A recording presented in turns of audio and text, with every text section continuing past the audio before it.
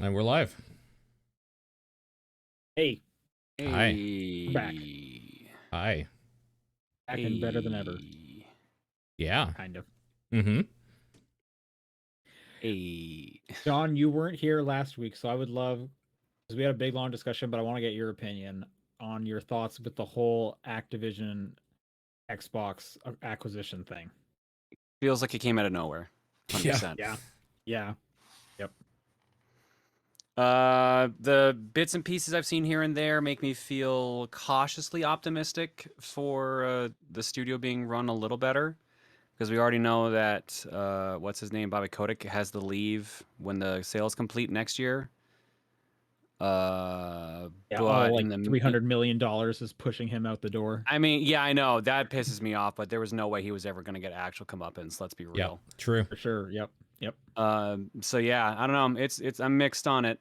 I have optimism, but then also today I think there was an announcement that Microsoft's trying to buy more studios, and now I'm like, Oh, yeah. I'm sure they're going to continue. No reason not yeah, to at this point. yeah. I don't know. I need to see actual results. Basically, I can Yeah. trust Phil Spencer because like he's done a good 180 with the brand, but I can only trust him so far, if that makes sense. Yep. Sure. I need to see I need to see results before I can feel assured. And the Activision stuff won't even even begin until sometime next year. So we're a Yeah, ways that's the off from thing. So, that. in the meantime, like they're still trying to get their unions going, and Activision's still trying to bust them up. So it's just like, Yeah. Right. Which we'll have that in the news later. But anyways, I just wanted to get your overall thoughts on the big thing from last week because yeah, we spent like half the show just talking about that because what a wild story that I would have never guessed. yeah. No, I think all of us were pretty caught off guard. Yeah. Apart from that, what have you guys been up to this week? I mean, nothing that we won't be talking about in various forms of TDP plus TVP. Just like a whole bunch of shit. Your whole life is content now, is what you're saying. Sometimes it kind of feels that way. Yeah. It kind of does feel that way sometimes. I mean, to be fair, you did this to yourself. Yeah. Um, And I could walk right on. away at any point, I guess, but I have a quick like TV or movie recommendation I just want to get out there. Okay. On Netflix, there is from the Aardman Company, there's a stop motion Christmas special that kind of flew under everyone's radar last year. I just found out about it like 2 weeks ago, called Robin, which is okay. it's like 30 minutes long. Really nice and worth checking out.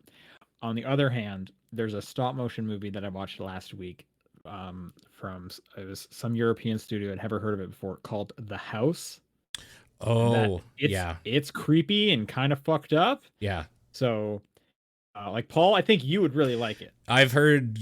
Well, I mean, you're the second person, so to say I've heard good things about means I saw one person whose opinion I trust say it was good. So, yeah. Yeah, it's like 3 stories all about this one specific house, and the first story is like a creepy quasi horror thing. Yeah. And One's with the other cats 2 are or something. Yeah, that's the last one, and they kind of get more whimsical as they go. But the first one, man, is just like I was like, is this a scary movie? This stop motion weird puppet thing? It is weird. So that it's also on Netflix. Again, that's called The House. If that sounds interesting to anybody. Cool. Well, if no one else has anything to mention, let's do the show. This is the Top Down Perspective, January 27th. I'm Sean Booker. I'm Paul Fleck. I'm John Wheeler. And John, we didn't get you last week, so why don't we talk about what you've been playing over the last 2 weeks? Not too much. I actually don't remember what I played the week before, to be perfectly honest. I don't think it was much, if anything. But this week, I finally got my VR setup fully done, so I can actually do VR whenever I want, and I can stream it now. So the first 2, right? This is the Oculus Quest 2, yeah. So the first thing I did, of course, was play Minigolf. How do you feel with the VR? Do you get the VR sickness at all? Like, how is that working for you? It depends on what I'm doing. I haven't done it too much. Like, I'm still adjusting. Yeah. And I had to get prescription lenses for my Quest 2 because it would like the glasses were pressing down on the lenses and it just became this nightmare. It's just been way easier with prescription lenses put on the headset. Sure, yeah. But how do you get that? Is it from like a third party? Yeah, a bunch of sites offer that feature. You have to give them an actual prescription though. Like they have to show proof that you went to an actual optometrist. Oh, Makes that's sense. so weird. Why do they care? Because I don't know if they want to just make sure people aren't just reselling things or they want to make sure they're getting it actually accurate. They probably also don't want to deal with like this is the wrong like customer complaints, returns, refunds, any of that shit. They want it to be. Yeah, imagine 100. someone just kind of winging their prescription. I guess, but like, what is that from the consumer? Like, if I'm the person trying to rip them off, and I say, "Oh, here's my prescription. I'm gonna type it out to you," and then they send me something that doesn't work for my eyes. Like, how is that beneficial to me? Why would I even do that? Well, then you have to go through return policy, and I guess they just don't want to deal with that at all. So, I guess, but I'm also wasting my own time. Like, what what are we doing here?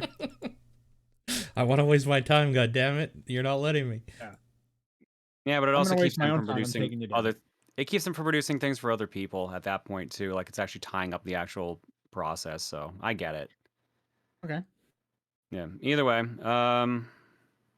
Paul, what was your actual question though? Did I even answer that? Oh no, I was just wondering how like your adjustment period is going because this sounds like kind of the first like real hurrah you've had with a game for a while. It depends on the game. So the weird issue I had is, I'm assuming it's because maybe my GPU and CPU weren't keeping up. Like I was streaming yesterday and then the frame rate tanked for the headset. Do you have one of those Oculus cables, like the Link specifically? I don't have the do you mean like a specific cable or just a cable for it? I have a cable for it.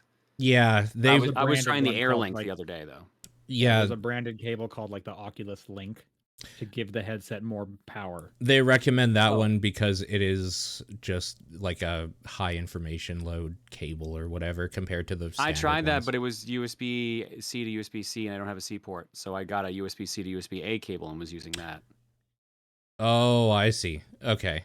The reason I ask is because I have the same issues depending on which game I'm playing with it. I found weirdly that the Air Link seems to work better, the like wireless one, than the actual plugging into the computer for me, and I don't know why that is. It depends. Like I said, for the VR, or for the Minigolf, it didn't. But then, like I use it for VR chat as well, and it worked fine. Okay, maybe it's a game specific thing. It might be a per game thing. Sure. I just might have to tweak some settings, but yeah. Yeah. Sounds like you need a whole new computer so you can get this USB-C port. Yeah, there you go. That's all I got to do. That's it. Yeah, there you go. Yep. But yeah, no, I played Walkabout Minigolf, which apparently is one of the highest rated VR games currently, and it's pretty good. It's just like if you like minigolf, that is some minigolf-ass minigolf.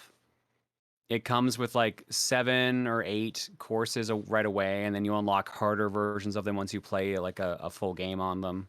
So it comes with like 14 or 16 default courses of 18 holes each, and then there's a bunch of DLC packs you can get, and supposedly they're still working on more, but like it works pretty good. Supports up to 5 players in private lobbies. The actual physics seem pretty good. Okay. It's a little weird to get used to at first because obviously you're not actually hitting a ball with a putter, so it just doesn't quite feel right. But once you get used to it, it works pretty well.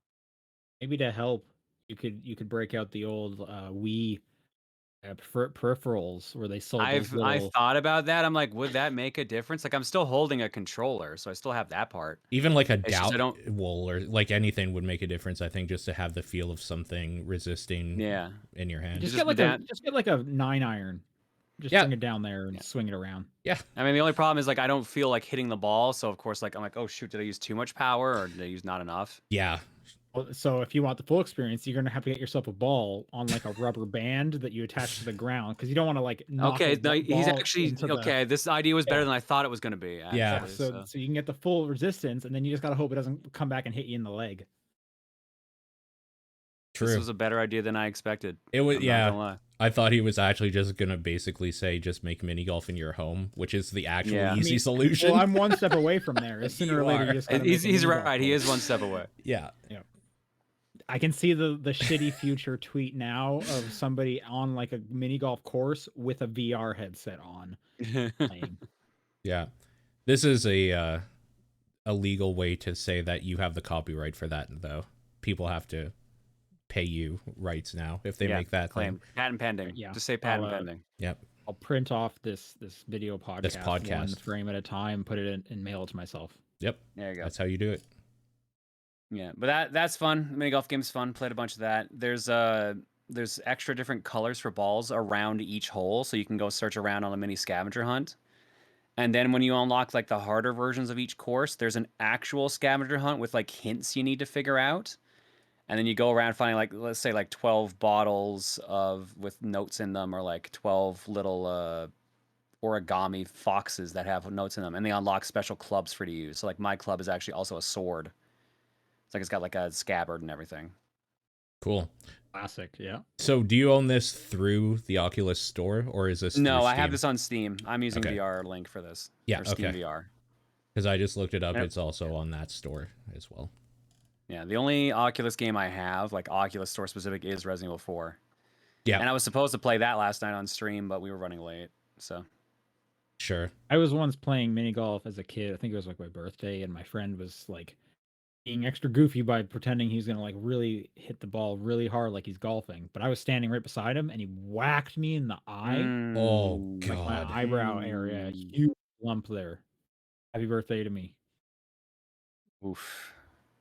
Jesus. I'm assuming that's kind of what your game experience was like. Oh yeah, totally. I hit myself right in the face. I actually kept smacking into the microphone a bunch, so Sure. Nice. they don't have a proper headset mic for it, or didn't have it set up rather. So Just just like a just for my own curiosity, which way did you go about streaming it? Did you go through the Oculus casting method, or did you go through like a video capture? I just captured the game itself and then put my Through webcam on so Steam. people could see I was actually wearing it. So I just did through Steam. Yeah, okay. I just put the actual game that booted up through Steam VR into OBS. Okay, cool. You got to mount the microphone on the end of a boomstick and then get Reese down there. Oh yeah, there you go. Boom There you go. mic Perfect. style. That'd be pretty great. There you go. But like, Following if you you around. if you want to stream like Resident Evil 4, anything that's on the headset itself, you have to use their weird ass like stream it to a website and then capture that website footage thing. It's really weird. It is. It works surprisingly well, but it is very weird. Yeah. Yeah. Isn't there a way to just like have it relayed like what you're looking at show up on like a TV screen, and then you just stream like you're regularly doing it? Yep, you can do that too. You can basically Chromecast like type thing to your the Oculus thing on your mobile device is one way. You can do it to a Chromecast on your TV if that has one, and through their browser, it's like oculus.com/like stream or something like that, and it just literally pops up there if you allow it to. Nice. Yeah, it's cool.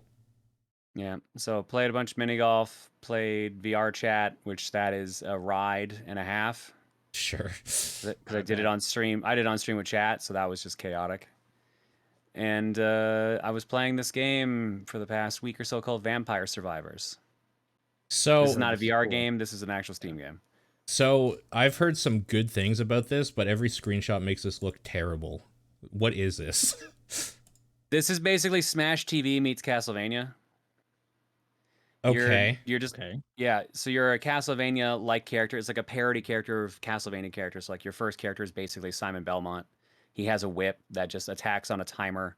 It's an auto attack game where like no matter what your character just is attacking, all you have to worry about is moving. And you kill monsters and level up, and then that unlocks more weapons. You can carry up to 5 weapons at a time and 5 relics at a time. The weapons are all parodies of Castlevania weapons, so it's like, okay, holy water, as they call it, Santa water. You get the cross, you can get the axe, you can get the reflector shot, you can get skeleton bones, you can get pigeons that shoot homing missiles, like all this other nonsense. And then you can get relics that up your attack strength, that give you more experience, that get you more gold and stuff like that. And it's basically just about surviving for 30 minutes against like an increasing, constantly repeating and increasing wave of enemies.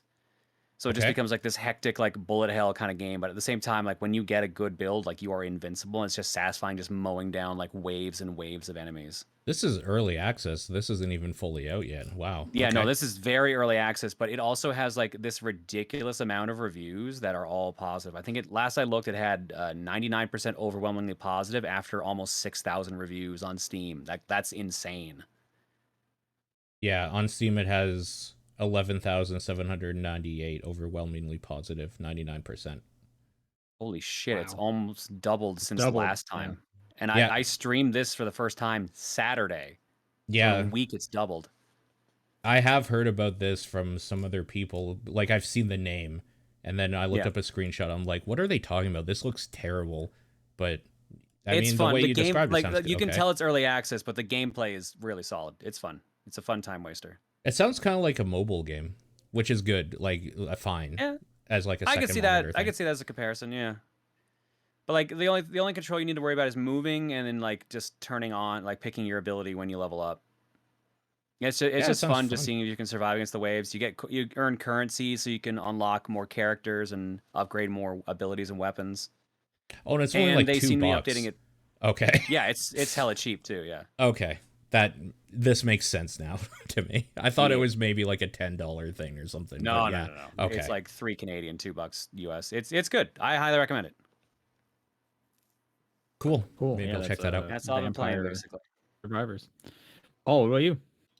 I decided on a whim to finally get into the Momodora series, specifically because I wanted to play Reverie in the Moonlight, which is the 4th game in the series that came out about 5 years, or I guess 6 years ago now.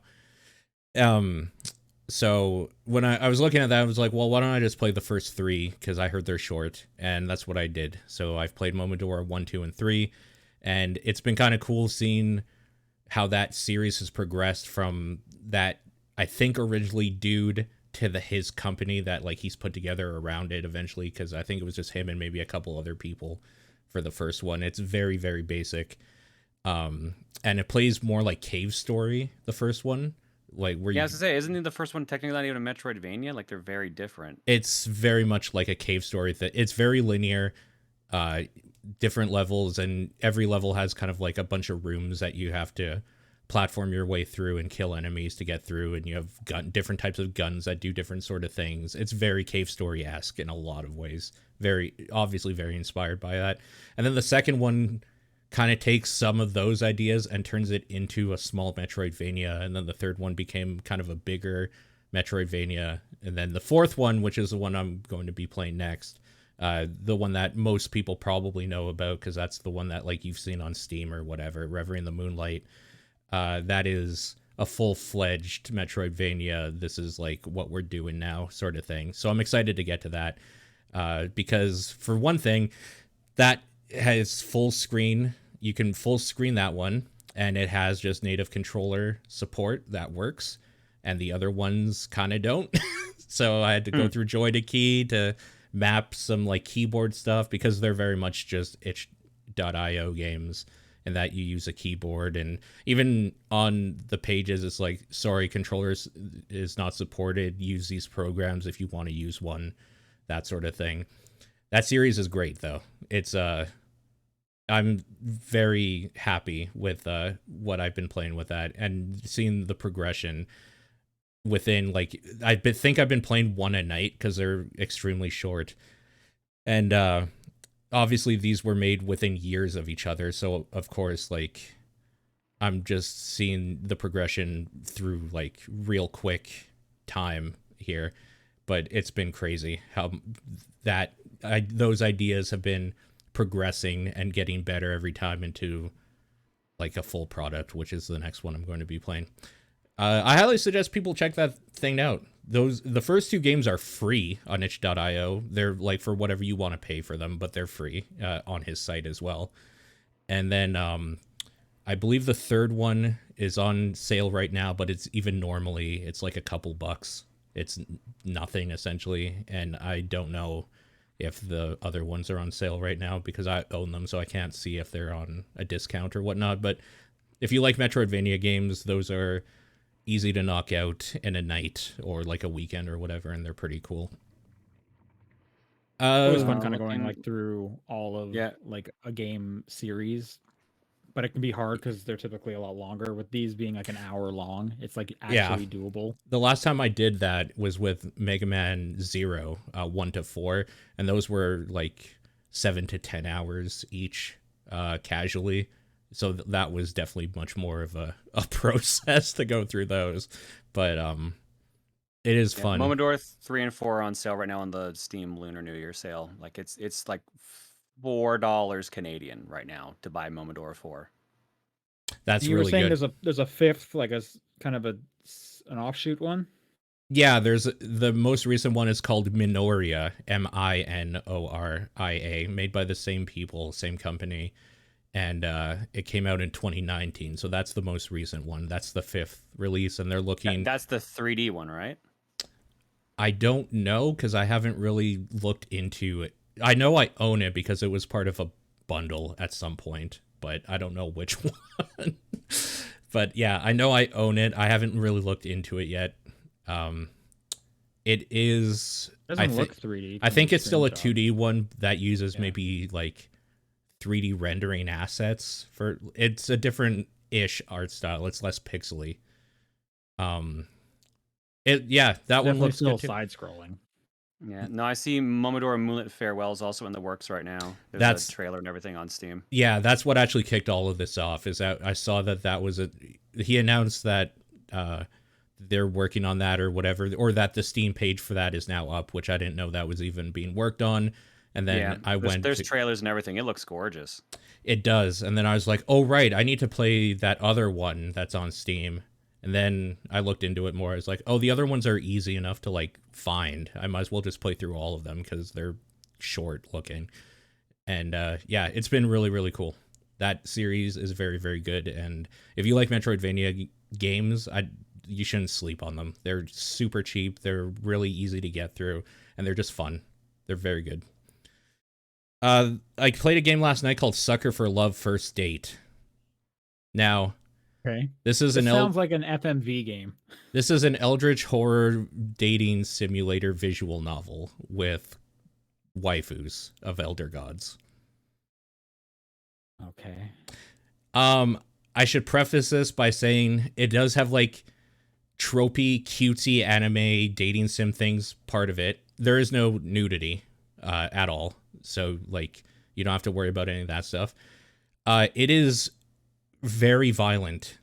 There are like eldritch horror things going on of your character sometimes losing his mind, like self-mutilation, just blood and gore and viscera. Like it gets fucked in some spots. So just as a warning, if you like visual novels and dating sims and stuff like that, this is one of those, and it has some cool things going for it, but it also very playfully will kill you, your character.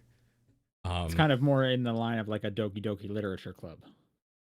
Yes, definitely not like as serious as a Doki Doki, I would say, but yes, it is silly. It's still, the writing is still silly and fun. The writing's actually quite good. There's a lot of dumb little like dad jokes in there and just kind of fun, weird plays on. I can't really even describe it because I'll ruin some of the funner like moments and stuff in that game. But basically, you are a dude who is trying to get a smooch from an elder god that you saw in one of these like horrific dreams you had years ago. Actually. So you get like the ritualist, like sacrificial dagger and the robe and all that sort of stuff, and like perform a ritual to summon this creature who is sexy Cthulhu essentially. And you are trying to smooch her. And doing so may or may not bring the end of all things.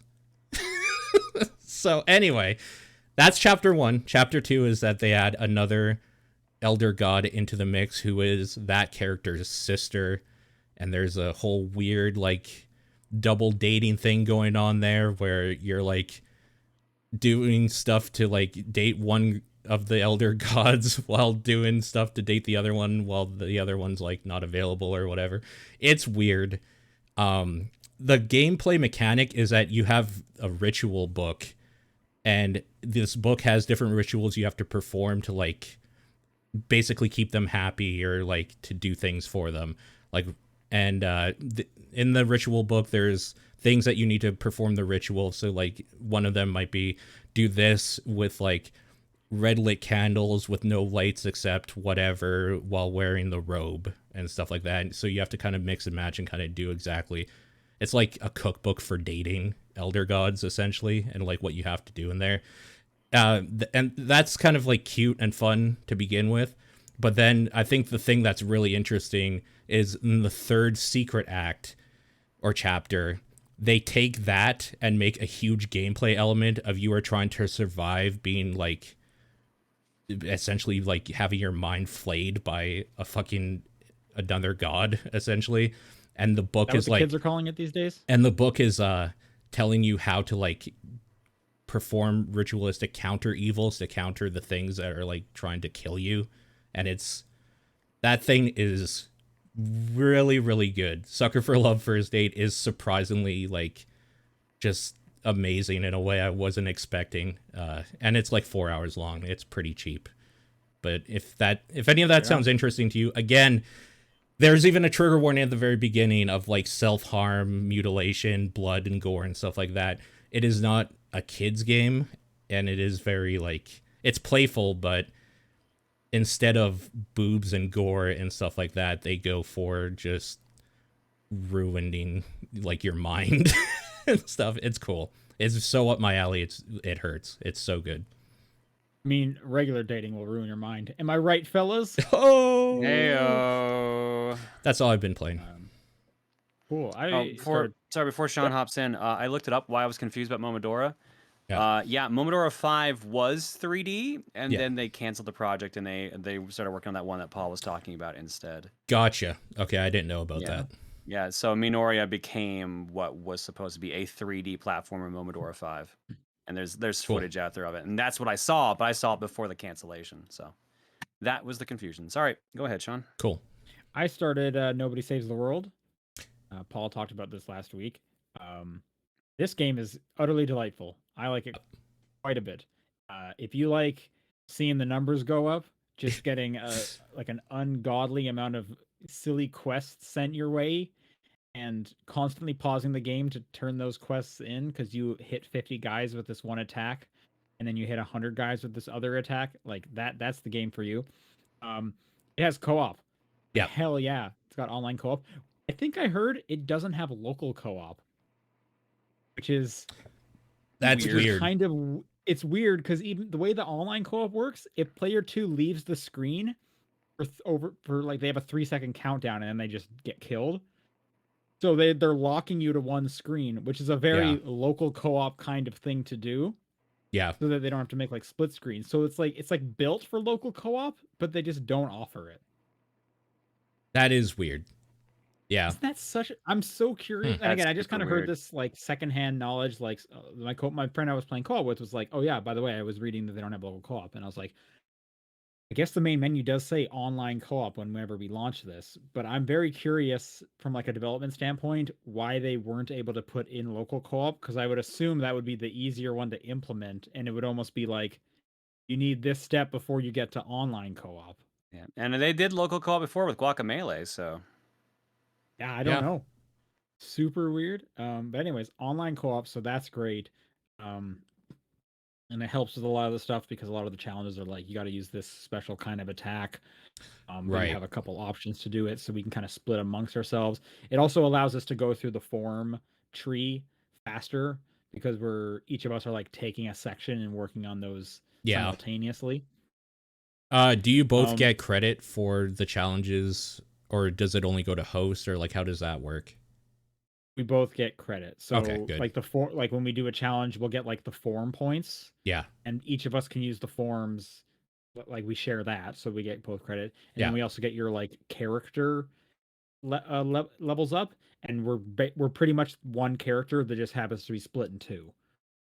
Like it's basically like it's basically like in Halo when you're playing co-op, it's like, hey, there's 4 Master Chiefs here, but as far as the game's concerned, there's 1 Master Chief here. Do you share like a menu start screen sort of thing? Like, does he, if he wants to do something, does he have to be like, okay, hold on, I need to switch forms or get this or whatever? Anytime either of us open the menu, it pauses the game for the other person, Okay. and they can then watch what we're doing. So often we're going in and being like, okay, and like talking about which things we should be equipping That is to our weird characters and stuff. because literally what you were describing is if you play like a co-op game through the Steam share, like remote play essentially, like a couch co-op game, and yet that doesn't have couch co-op is very Yeah, odd. that's so weird. I'm It's not very saying, odd. hey, where's my couch co-op, because I wouldn't be using it. I'm just so surprised that it has online co-op and then specifically does not have local co-op. I Weird. haven't experienced that one. Yeah. Um, but it's good. I think the writing is great. There's like some really good jokes in there. Um, so that was pretty enjoyable. And I'm also just like glad to see more from that team, Drinkbox. Yeah. I liked the Guacamelee games. You know, I played Shank back in the day, but they did so much Don't Starve. And I Hmm. just wasn't into that. So it's nice that they made another game that I'm really into. I also think it looks Wait, fantastic. did you switch to Clay suddenly there? Because that's not all Drinkbox. Oh, did Clay do Don't Starve? Didn't Drinkbox do a survival game for a while? What am I thinking of? I'm looking up. I thought I knew them only for Guacamelee. Maybe. Oh, well I then I'm see glad that. Severed. Oh, I liked Severed too. I was totally mistaken. I've enjoyed everything Drinkbox is doing. So there you go. Yeah, Tales from Space, Guacamelee, Severed, Guacamelee 2, Nobody Saves the World. So Clay did Shank though, right? Yeah. Clay did Shank, and Clay also did Don't Starve. Okay. I Yeah. just combined those two. I guess it's kind of similar art styles a little bit. Maybe The that's like why I hand kind of combined drawn them. cartoon Like, look thing. yeah, Yeah. yeah. My mistake. Sorry to all the developers at Clay and Drinkbox who are watching this show right now. Yeah, Clay Everyone. did Eat N Plus apparently. They did the engine for the handheld ones. Sugar Rush, both Shanks, Mark of the Ninja, Don't Starve, Invisible Mark of the Ink, Ninja rocks. Don't Starve Together, Oxygen Not Included, Hot Lava, and Griftlands. Oh right. Oh right, He Griftlands eats is Grifflands. great. munchies. Okay, Wow. so since I've clearly like combined these two studios into one studio, are they both in Vancouver or is only one of them? Clay's in Vancouver. Yeah, Clay is. I thought Drinkbox was in Ontario. They are in Toronto. Yep. Oh, okay. Okay. So I've been thinking of like Clay for a lot of it. All right. Oh, okay. But hey, you know, both Canadian, so shout out to the good guys over there. Shout out to Canada. Yep. Ooh. Yeah, Nobody Saves the World is Anyways, great. So many carrots it's on a really good. stick. Every time you think you've done one, 3 more pop up. I do also like, you know, the end of the form tree is a dragon, and you have to upgrade the egg. Oh yeah. This like quasi useless form. Yeah. Just like those nests, right? That's like the only I thing. think you can fight with them. We actually haven't tried. The Oh, nests okay. do upgrade it significantly, but I think it does get attacks because you can put some of its skills onto other characters, meaning you could Yeah. use those skills. So, I really like the bodybuilder.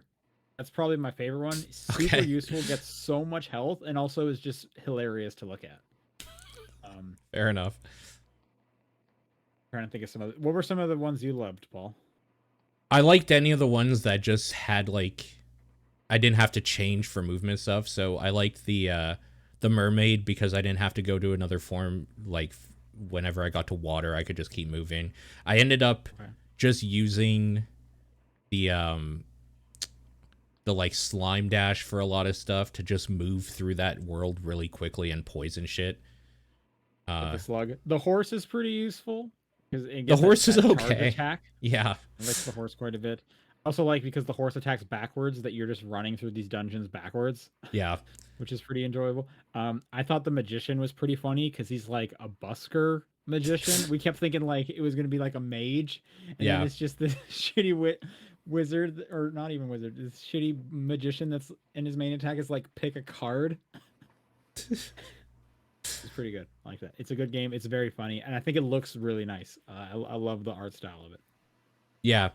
More people should be talking about that game, I think. That's a very good game for how little talk it's getting. It's on Game Pass. Definitely worth checking out. Yeah. I finished I finished the Great Ace Attorney 1. So I'm halfway through that collection. Just putting that out there. That game's great. Looking forward to starting 2, but I am pausing my time with Great Ace Attorney for a bit because there's some other visual novels I want to get to beforehand, and I only have so many 15-minute blocks before I go to bed to fill with stuff right now. But yeah, thumbs up for Ace Attorney, to nobody's surprise. All right, that's all I've been playing. Why don't we talk about some news? Do you guys remember Hyperscape? Yeah, terrible game. Ubisoft's to play Battle Royale, they are closing it down. Yeah, makes sense. It was garbage.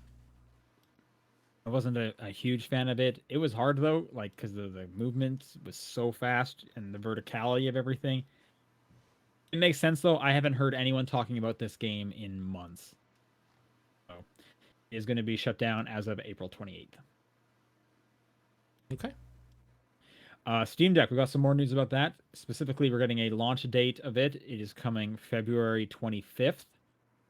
Okay. And then people who like put in their like deposit pre-order thing will have 72 hours from when they get emailed to purchase the rest of it, and then after that you'll get shipping when that's coming out. Steam also went out and announced, or not Steam, I should say Valve went out and announced that they have put out like they've updated the way their cloud saving will work so that it will be more Switch-like. Specifically what will happen, and it's an API that developers will have to put into their game. But when the Steam Deck is getting put to sleep, before it goes to sleep, it'll update to the cloud so that you can then pick it up on a different console, or not a different console, on your computer or a different platform, and continue from where you were at. Yeah. It's not like a one-to-one like the Switch, where it is like just like a save state. It is still dealing with like an actual save file, so you might like get pushed back to the checkpoint. But it should be, faster than typical cloud saving on Steam, because right now I believe you have to like exit out of the game for the cloud save to happen when moving machines. Now just putting the system to sleep will force a cloud save update, which yes, it definitely does make sense. Over at Bloomberg, a report came out from sources familiar, so not 100% sure, but this is what they're reporting. The next 3 Call of Duties are going to be on all platforms, or I should say specifically will also be on PlayStation platforms. Right, probably contracts that they're fulfilling. Right. Sure. So specifically Call of Duty for this year, 2022, Call of Duty for next year, and then they mentioned a Warzone 2 in 2023. Okay. Which is surprising to me. I didn't expect them to like sequelize Warzone as opposed to just Warzone continues to evolve. Yeah. Probably planning for like a future engine or change or anything like that. Or expansion maybe, or of some sort, big update that's coming. Exactly. I can't imagine them actually coming out with a Warzone 2. Anyways, after 2023, it becomes hazier on exactly which platforms Call of Duty will show up on. Makes sense, yeah. Only time will tell. Yep. Speaking of Activision, we prefaced this earlier in the show. John mentioned the unionization going on at Raven Software.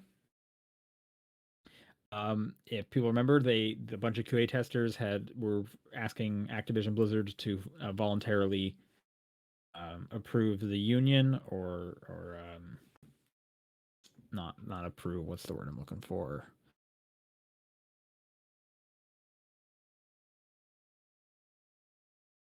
Like, they're trying to break it up, like form a union. No, they formed the union, and you need Activision Blizzard to recognize it. The union. Yeah. There we go. Activision Blizzard has chosen not to recognize the union. Of course, a surprise. Yeah. Yeah. And instead, what Raven Software is doing is they are working on hiring a lot of those. To step back even further, if you remember, one of the reasons they were starting this union is a bunch of them got laid off all at once after like months and months of saying, hey, we're going to bring you on, yada yada. Then they just kind of dropped a whole bunch of them. Yeah. So Raven Software came out and said, look, we're working on bringing them in, and they are also implementing in-team QA, which is kind of a double-edged sword here. I'm seeing kind of reports for this and against this. So the idea at the moment is previously the way Raven Software and a lot of game studios worked is the QA department was its own department. It was its own team. It would be kind of at like, you know, the end of the pipeline, right? And then that leads to a lot of them being treated like second-class citizens, yada yada yada. The way that in-team QA works is they break up that department, and that each team now has their own QA testers. So like our team gets a QA person, you know, the engine team gets a QA person, stuff like that. The articles I was reading, Blizzard, or not Blizzard, sorry, BioWare follows this method. So it's positive in some ways because it's giving kind of more leverage to the QA team now, because now they're separated. Now they're seen as part of the team as opposed to this kind of offshoot. The other side of this is it's a tactic for breaking up union building strategies by, instead of having a core group of people together talking to one another, they have now broken up that team and dispersed them throughout the company, making it harder for them to form together, kind of speak as one. So double-edged sword, you know, we'll kind of see what comes from that. Hopefully it's going to go in the right way for these people. I'm glad to hear people are getting hired on full-time. That's definitely better for them on an individual level. Yep. But there you go. Probably some of the biggest news this week was the Star Wars announcement coming out of Respawn. Did you guys see any of this? Nope. EA announced they're working on 3 Star Wars games. Okay. At the moment. One, and all of them are coming from Respawn Entertainment. Pretty big. One being the sequel to the Star Wars Jedi franchise. Okay. The second being a first-person shooter. Okay. And the third is just being overseen by Respawn. It's actually being developed by Bit Reactor, a real-time strategy game. Oh, okay. Kind of interesting. This is also going to be the last Star Wars games that EA will be doing, and they basically came out and said that there will not be a Battlefront 3. Okay, sure. So As we there's know, going we've to already be seen- Star Wars XCOM, essentially, or something maybe similar. somewhat. Yes, yeah, that's what it sounds like. I mean, I liked the Jedi one, so I'm excited about a sequel to that. Yeah. We'll have to see what the first person shooter one is like. But this is the last 3 that EA is doing, as we had talked about previously and was announced previously. The Star Wars license for games is the exclusivity with EA was ending, and we've already have several other Star Wars properties being developed out of other departments. You can think of the one at Massive, Ubisoft's team that does The Division. They're working on a Star Wars game, and I'm blanking on the name of the studio, but they did Heavy Rain, Quantic Dreams. We even saw a trailer for theirs at the Game Awards, was it? Yep. Yeah. Mm-hmm. Yeah. There's already stuff being announced from other studios. I'm excited for Star Wars Jedi 2. I liked that first one game quite a lot. Me too. All right, just some quick hits here. The Epic Game Store is going to continue to give away games throughout the rest of 2022. Cool. Yeah, I'll take it. Yeah, right now Daemon X Machina is their current free game. Yeah, a game I've been curious about on the Switch for a while, so that's cool. They announced Crysis 4. Any Crysis fans here? I love Crysis. That series is great. So you're excited for a 4th one? I guess they didn't all. Is there like an actual trailer? Because I saw like a screenshot and a tweet. Okay, yeah. So I don't care until I see actually anything. We're working on Crysis 4. Yeah. Yeah. No, I don't care until I see something. The announcement of the announcement. Yeah. Basically. And the last one is The Rock says, quote, "We're going to bring one of the biggest, most badass games to the screen, one that I've played for years." What game do you think The Rock is bringing to the big screen? It's God of War, Gears of War. It's one of the of wars. There's no way it's neither. I was going to say, okay. I think it's God of War. I think it's God of War. God of War makes the most sense. He's literally built like Kratos. Like, it makes the most sense. Also, Sony is like really into like bringing their properties onto different like media at the moment, right? That's a good point. Oh my god, this picture of him as Mega Man, Rockman. Holy shit. God, I love Oh man, memes. that's a classic. Did you see the picture of him as getting over it guy? No, that sounds great too. It's to a point where the actual like creator, like I guess Bennett Foddy or whoever, Yeah. literally said if anyone can actually get The Rock involved in a project on this, I will literally give away the licensing rights for this movie for free. He's like, I don't care if you have Mark Wahlberg be the pot, like just give The Rock's involved, it's free. Oh, that's pretty good. Mark Wahlberg is the plot. Paul, do you have a guess on what game you think it could be? I had no idea. When saying like Gears of War, God of War, either one of those seems plausible to me. God of War seems plausible. Okay, let's say can't pick either of those two. Pie in the Sky, all three of us. What game do you want him to bring to the screen? And he's Tetris. starring. Tetris, 100%. Oh, that's pretty good. Is he? Which one is he? Like the square block? No, he's the guy. He's the fish out of water guy who can't seem to get his life together, but he works at like not a factory, a warehouse, and he's really good at packing things really well and efficiently. So then it becomes a case where like there's these meteorites that are falling from the sky, but they're magic meteorites that seem to be doing destruction. But if they've been lined up in a row, they somehow disappear. So his skills are suddenly brought in to use this experimental like spaceship to in midair connect them together so they disappear before they hit the earth. So it's basically what's that movie with Bruce Willis? Not Apocalypse. Oh no, why can't I remember it? The asteroid movie with Bruce Willis and Armageddon? Ben Affleck and all that. Oh, Armageddon, yeah. Yeah, so it's basically Armageddon meets, I guess, some sci-fi movie for Tetris. That's what I want. All right, Paul, you have to do one better. Up the score. I was just gonna say like Super Turrican or something. I don't know. Put him in a fucking metal suit and have him fly around. Watch it be Contra. Watch it be a Contra man. movie. Yeah, like just a war movie essentially. Yeah. Yeah, but on the same lines, you know what would suck is if it's like a Far Cry movie. Yeah, exactly, right? There's already a Far Cry movie though. There is. Yeah, well, they do another one. I mean, they did two Hitman movies. Maybe they do another Doom. Oh, they did. I forgot they did. Yeah, they did. I saw that first one in theaters. Apparently I haven't seen either of them. Apparently that second one is abysmal. I heard the second one's terrible. I thought the first one was okay. I don't remember the might be first some one. Good TDP fodder. We should remember this. Yeah, Hitman. All right. Yeah. Most badass games to the screen. See, I don't think it could be Tetris. I don't think he would describe Tetris as most. No, it's not. It's games. absolutely not. I think God of War and Gears of War are really the answers. Halo's the only other one I can think of since he's always they're Xbox. They're already making a show on Paramount Plus. Yeah, that's why I'm saying like I don't think that's it. Yeah. God of War just makes too much sense. So if they do God of War, where do you think they start in the story?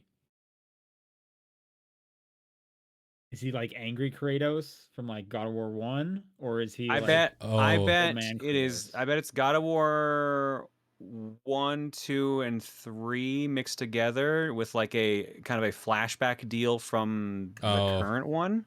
Sure.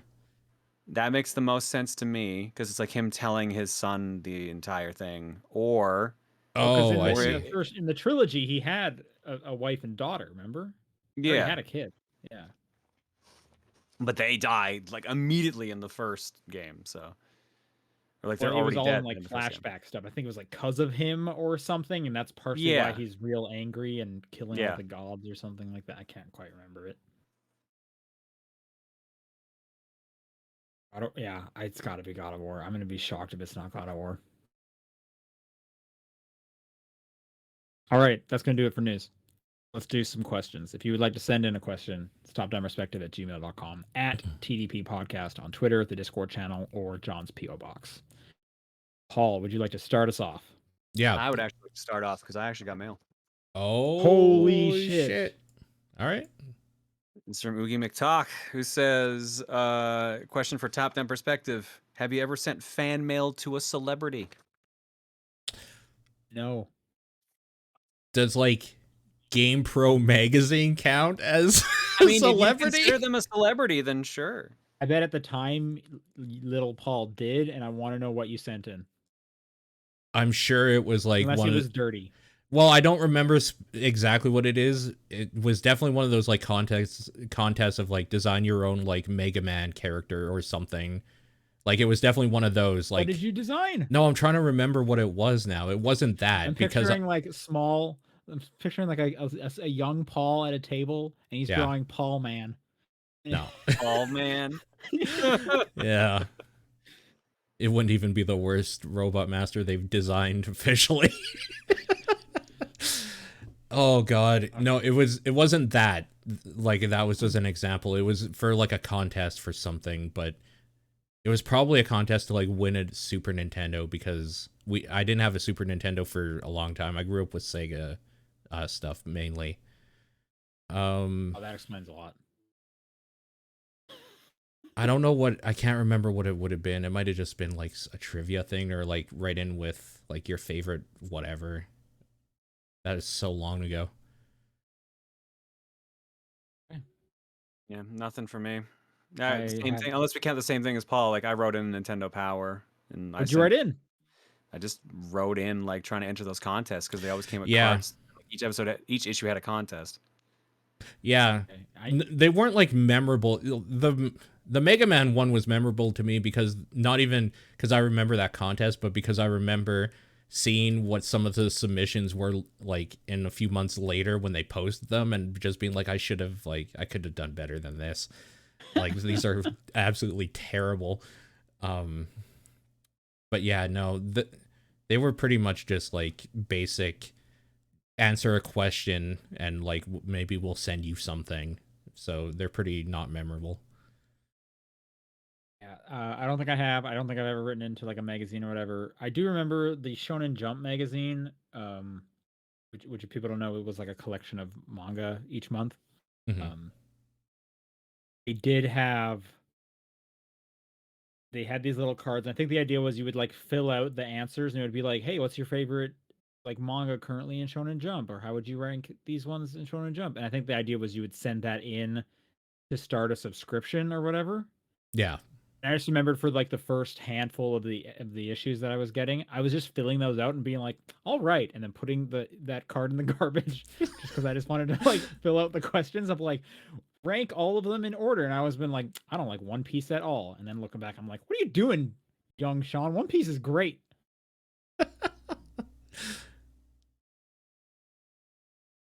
Okay. We have episode titles. All right. Starting from November 4th of last year. Are these all? Oh, no, there's one from this year as well. But they're mostly from last year. So November 4th. Don't trust Sean with cooking.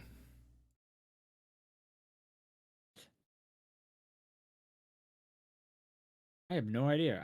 I have no idea what the context for this really would be. Consider myself a bad cook, so I feel like you could trust me with cooking. Okay, context. A question came in about what constitutes a lasagna. Oh, okay. And Sean wanted to nail down a specific answer, but was getting weird with his questioning, causing John to say this.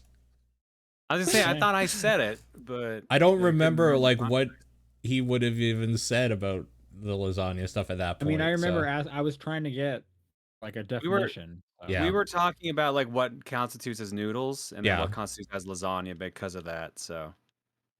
Oh yeah, and then it probably went to like, is a sandal a noodle? Like it's always goes to like, is a weird thing a thing?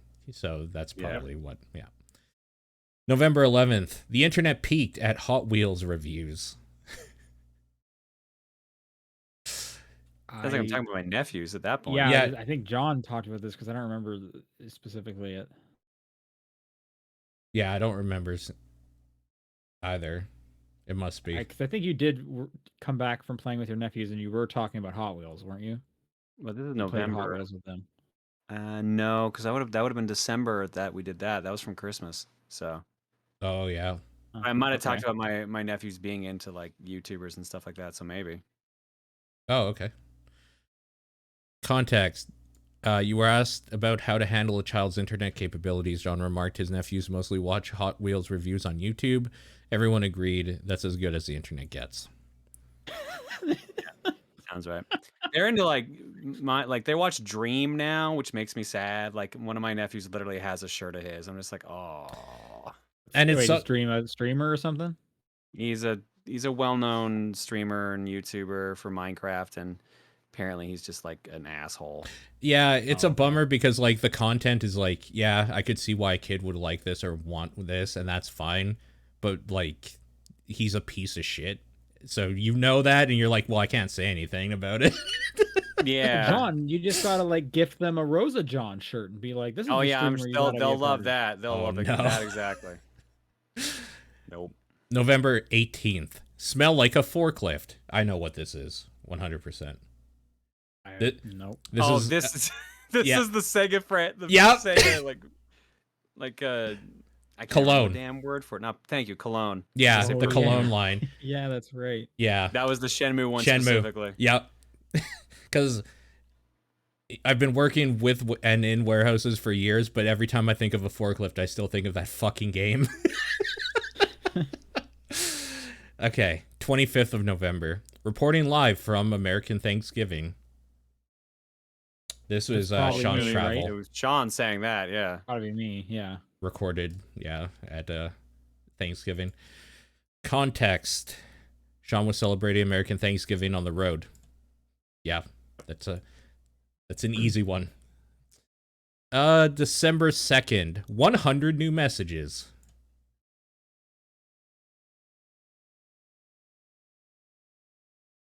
I don't know. I have no idea. 100 new no idea. Context. Talking about how Kingdoms of Amalur Re-Reckoning is getting DLC, the probable Amalur fan Discord that popped off with this news after years of nothing. Sure. Okay. Yeah. Okay. I do not remember this discussion at all. That's a hard pull. Holy crap. December 16th. A game for Sean. I would have been up in Calgary at the time. I have no idea. Yeah, I don't know either.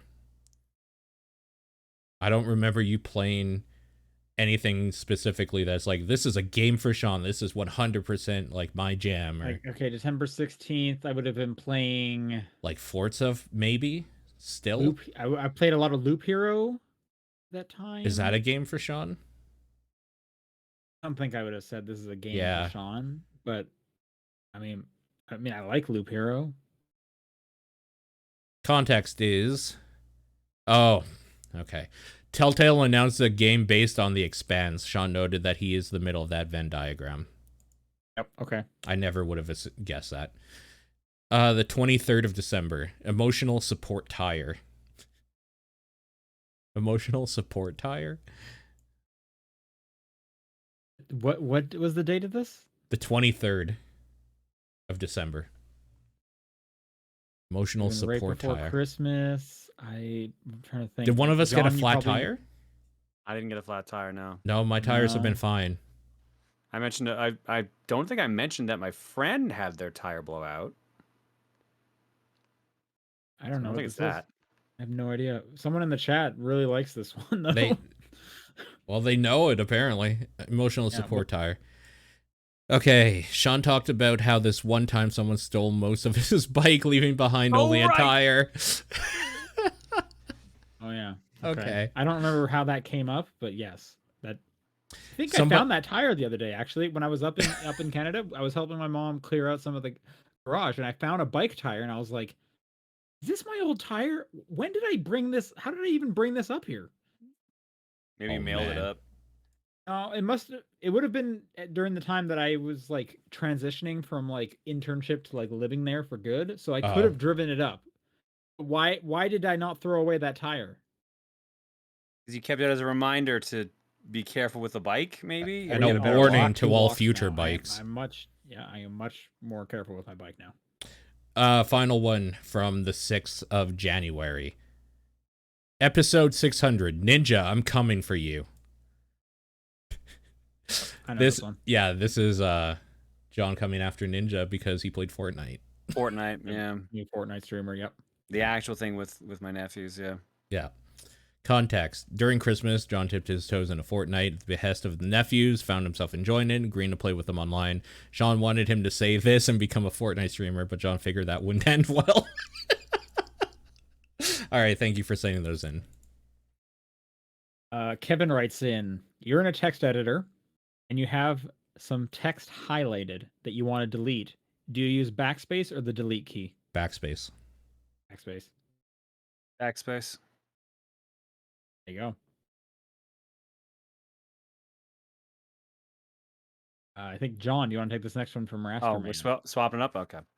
Rastman writes in and says, can you think of a game or other piece of media which couldn't or hardly could be translated to other languages due to how tied it is to the original one? It would have to be any game or piece of media that's written in slang. That's it. Slang is what makes it difficult. I don't think there's any that couldn't. I don't think that exists. But I think that the examples I was seeing people in our Discord talk about was like word games would be very hard because you wouldn't be able to answer them. Sure. Like crossword, for example, or whatever. Yeah. Slang's a good one, though, because you wouldn't get the slang. This is always interesting. Like Ace Attorney comes to mind because whenever they do the translations for that, they need to like convey a bunch of like Japanese culture, but for like an American audience. And I think there was like an interesting thing about how in the very first Ace Attorney game, when they localized it, they changed the location to say that he was in Los Angeles, and since then it has like screwed a ton of stuff up. Because now that he keeps going to all of these very Japanese areas, but it's like, but we said he's located in LA and he's just down the road from this shrine? Sure. Yeah, there's something similar with like Korean media where stuff doesn't hit as hard if you don't understand like the culture on why that was made a certain way or certain things were done. So sure. Yeah, this is like whenever you're watching anime and you're watching like subtitles, and then at the top they have to say like what this specific thing is because there is no translation for it, or like why this would be relevant in that way and stuff like this. It's like, oh, this is actually a candy that kids get if they're idiots or whatever. Sure. Yeah. Like our version would be like the dunce cap or something. Like other cultures would probably be like, why the fuck was that like an old timey thing? Sure. I wouldn't be surprised if the dunce cap exists in Europe. That almost seems like in Europe that would have come from Europe. Sure. Yeah. I don't think that exists in like places where they would beat a child for being dumb. I'm also saying, like, did you guys ever experience a dunce cap in any form other than saw it on TV? No, of course not. No. Yeah. I'm just wondering, like, I don't think my parents' generation even did. Like maybe my grandparents' generation. I'd have to ask my parents if they ever experienced anything dunce cap related. Yeah, you definitely should ask them that. I'd be interested to see what they say. Shane the Destroyer decided to try out Mega Man X Dive with it coming to Steam. At some point I went from this is okay to buy immediately. Have any games had one thing that just instantly caused you to drop them? And if so, what game and what caused it?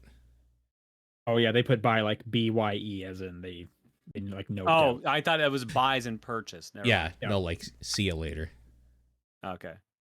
This has definitely happened to me. Most gacha games, honestly. Sure. I feel like I haven't really gotten to a point in a lot of gacha games where I will play it, and then because of the gacha I'm out. I'm usually like, oh, it's gacha, and I'm not really that interested. I'm sure there has been something that had made me quit on a game. I don't care about gacha. That doesn't bother me at all. I think it just depends on how predatory or important the gacha is. That's overall. The thing, is that, like, I don't mind gacha games, but if it really is like, oh, you can't progress until you pay money, then I turn it off. Like, then it's done. If I can just, like, do whatever in it, it doesn't bother me. The other one that comes to mind, and it's not exact, because this one seems more like something popped up and I immediately was out, but The Good Place comes to, The Good Life comes to mind. but because that one is extremely tedious. But I kept trying, hoping that it might ease itself out, but just it got more and more tedious. So that's one that I dropped pretty hard. Actually, I'm thinking harder about this. I don't think there has been like a moment where I completely just dropped a game because one thing happened in it. Like, it's usually maybe. Yeah, that's what I'm saying. I don't think there's been ever like one thing where I was immediately like, nope. Yeah, not for me either. Phantom Aegis, scenario time. I've forcibly got you all to be hosts of a National Geographic documentary on food. Okay. You'll be eating a specific country's cuisine, from the famous to the most exotic. Which country are you willing to do a documentary on the cuisine? Example, if you choose, oh man, how do you pronounce it? India? Guyana, Guyana? My mistake. I believe. You'll eat a famous dish like Guyanese mutton and an exotic one like piranha or tarantula. I mean, this is easy. Japanese, because I've eaten most of their cuisine. And I like This most is of hard it. because I hate a lot of foods, so I would probably just pick something safe like either Americana or I would pick Italian, so Italy. Okay. Yep. Trying to think like what those would be. So for like Italy, like the famous one would be some kind of like pasta, right? Like yeah. Mm-hmm. What's the most exotic? Yeah, because I bet some of these exotic ones like you guys won't even know about. That's the thing is. Well, but yeah, Google that's the thing. will. Like, it's yeah.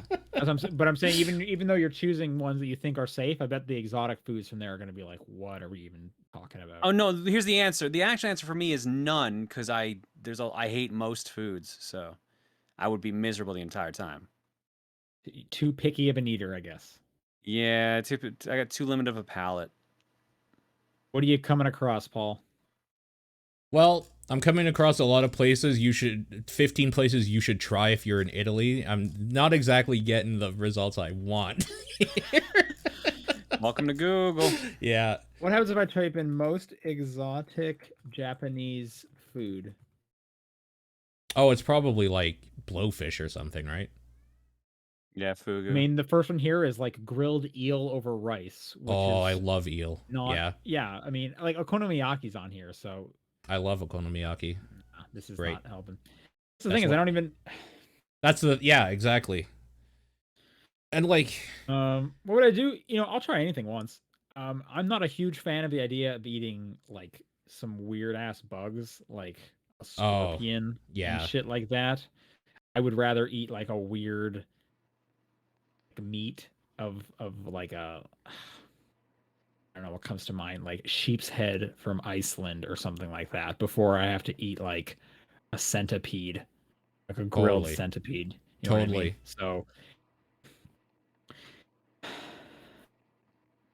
So like I'm open to doing it, and the documentary part would be fun because it'd be a whole experiential thing of learning like this history of it. But I would like to pick a country that is where these two foods I pick are not going to be bug related.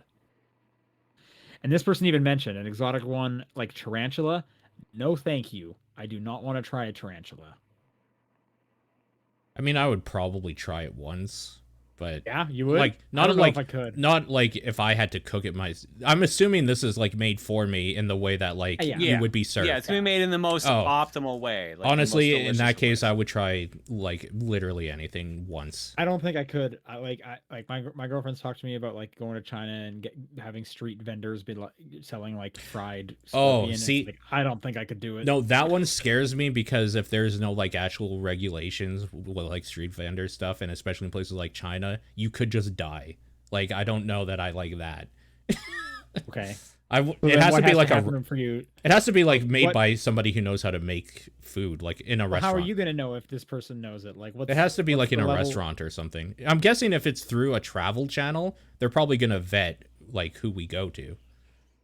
We're not gonna go to like. So as long as you're like technically place. in a building that looks like a restaurant, you're gonna trust it. I think that could get dicey too. You know what I mean? Well, I'm going to trust whoever's vetting these places, I guess. That they're not just like some weird grandma or some voodoo priest or something giving me food.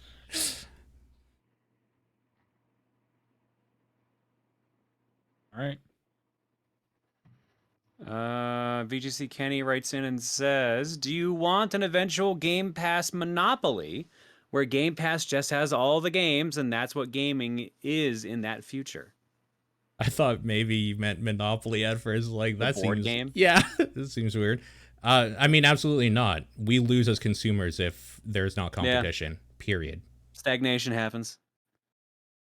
I agree with you. The other side of this was kind of the thing I was complaining about last week, where how I mentioned, like, everyone did not want cable. We liked the streaming service, but now there's so many streaming services that we're kind of back almost with cable again. You know what I mean? Because Yeah. you're subscribing to so many quote unquote channels. So there's a middle ground there, and I think we're in it. We're in this like really great honeymoon phase where there's just kind of the one games streaming service, subscription service that's like worth its weight. But more have to be coming. Everyone's looking at this. We see Sony's rumored having their own one like that, and if we get a whole bunch of them again, we're just going to end up being like kind of right back where we were, where we're going to like subscribe for one game, and I got to subscribe to this one because I want these games.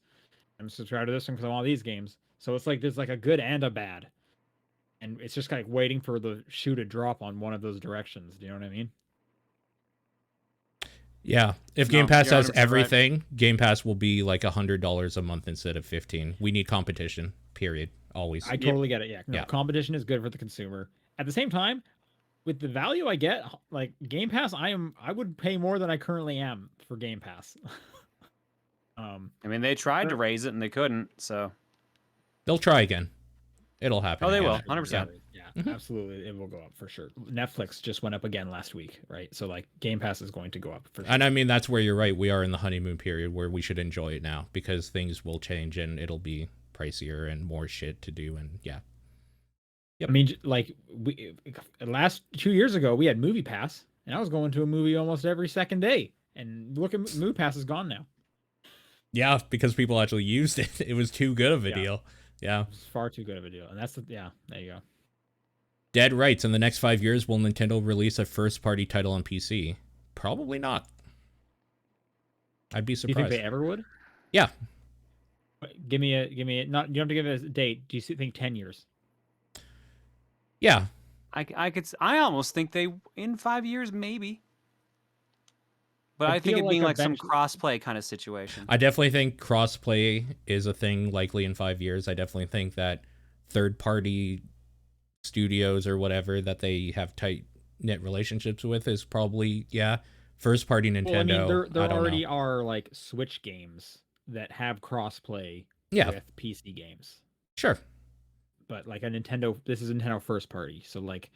And here's the way. When they do it, is it a brand new Nintendo game? Like, we're launching day one, the new Zelda on Switch 3 and day one on PC? Or is I don't think it's a big IP. I think it's like a test IP. Like how they did Dragalia Lost and stuff like that. Yeah. Yeah, you're probably right. The other one I was going to go with to finish that thought is, are you like, hey, gamers, here's Super Mario Bros. 1... They're Steam for $10. I'm gonna be honest with you. I'm surprised they haven't done that because they hate emulation and they hate that side of things. I'm surprised they haven't tried to push their way in somehow. I think it's gonna come sooner or later, just for the point of like consoles are gonna get more like PCs. Yeah, and PCs are gonna become more like just a streaming box, and eventually the PC is not gonna mean anything because everything's gonna be a PC. And that's the future. It's going to be in your head. Well, Nintendo will always have a weird console. PCs, yeah. Nintendo will always be the outlier to me for some reason. I don't think they'll ever... Sony and Microsoft basically have console PCs right now. I don't know. Nintendo always seems like the weird cousin that's just kind of... the last one to do it. They're going to get dragged into it kicking and screaming. Yeah. But eventually they'll have to, right? I don't know that eventually they will have to. They've kind of always done their own thing. I don't know. Yeah, it's hard to tell. Everyone else is going to be like cloud gaming, and Nintendo's going to be like, we've invented the puzzle. It's like a big picture. You get to put it together yourself. Physical media. Yeah. Yeah. They're just going back to their toy roots, honestly, at the end of the day. I'd like to introduce to you this stick and a wheel. You just keep the wheel spin with your stick. Oh Kids love it. man, that sounds pretty good. Phantom Stick, Driver. baby. It's ball in a cup. How many times can you get it in a row? Do you think all RPGs should have at least the option for an experience share?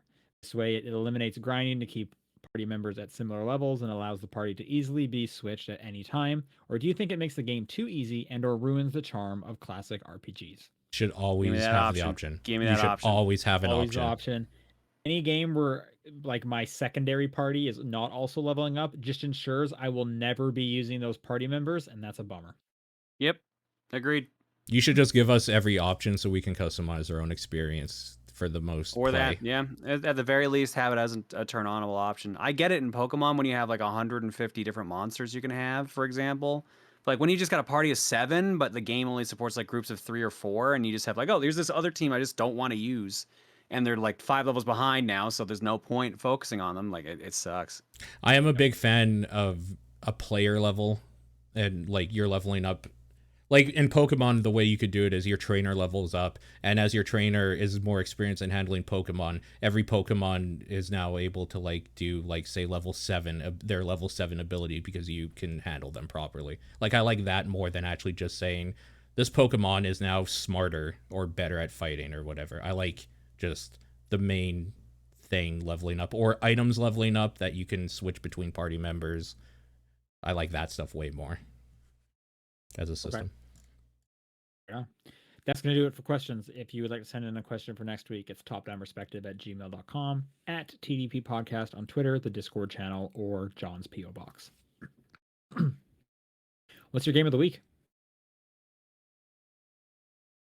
Mine's Nobody Saves the World. Vampire Saviors. Or Survivors. Vampire Survivors.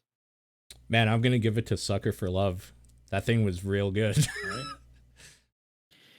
All right. We were supposed to be doing January's TDP Plus episode after this, which is Neo: The World Ends With You. We are going to push that back to next week so that we can all get through more of it because that game is long. The February game has been decided. It is Kenna and the Bridge of Spirits, which I still need to make a post announcing that on the Patreon. And for the TVP fans, next episode, which will be coming this Monday, I believe, is going to be about the first 5 episodes of the Peacemaker show on HBO. I want to watch that. I've heard really good things. Dude, you should watch that. It's pretty enjoyable. How do you watch it in Canada right now? Is it just on Crave? Yeah. Ugh. You want my login? See you guys next I'll week. give you my login off air. Maybe. Okay. Maybe I do. All right, cool.